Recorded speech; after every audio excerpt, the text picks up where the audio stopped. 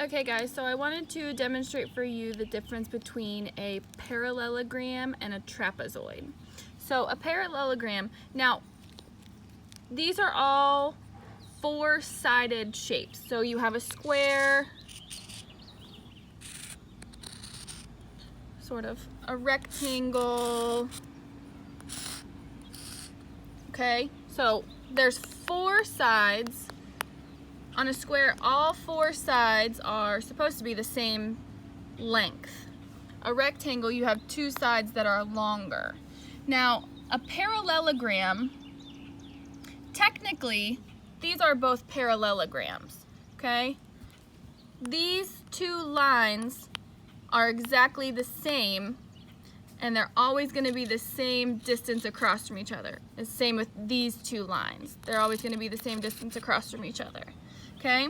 But they don't always have to be straight up and down like squares and rectangles. They can be kind of sideways. Okay? So we can go like this. This is a parallelogram. All the lines are straight and they're the same distance across from each other. So this line is always going to be the same distance away from this line.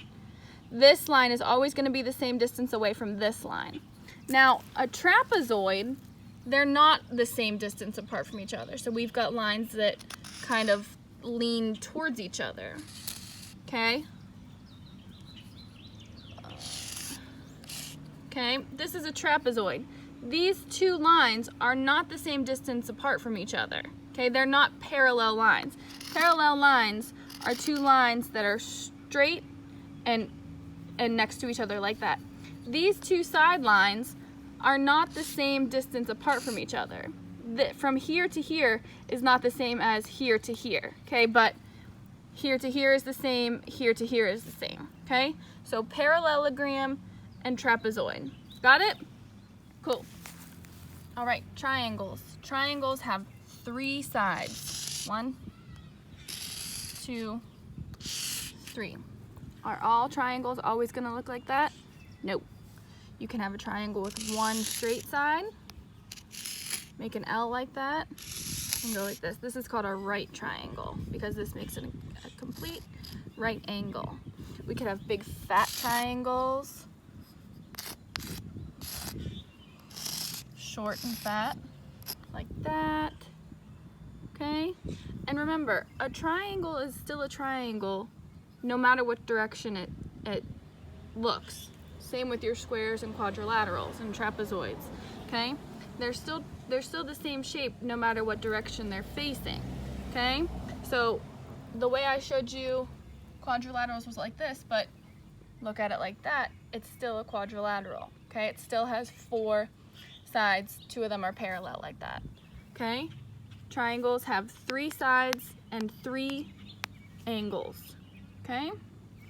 They can also be tall and skinny triangles. Still a triangle.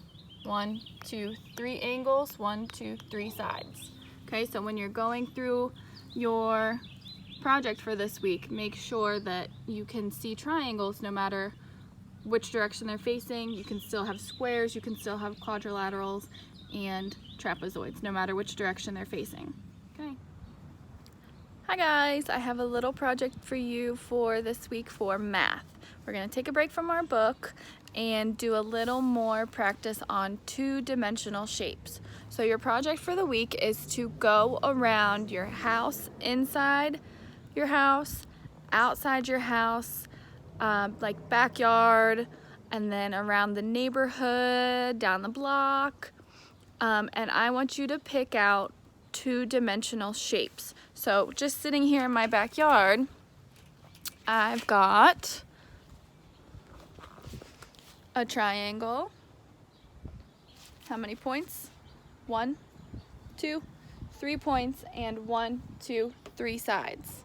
Okay, I've got a rectangle here on the sidewalk. We've got 1, 2, 3, 4 points. Can you see? And 1, 2, 3, 4 sides. Okay, so I want you to go around your neighborhood, your house, your backyard, whatever, and find some two-dimensional shapes. I'm sending a checklist of shapes, so do your best to find all of the shapes on the checklist, and if you can't, I understand, and you're going to take a picture of each shape that you find from your checklist. Good luck!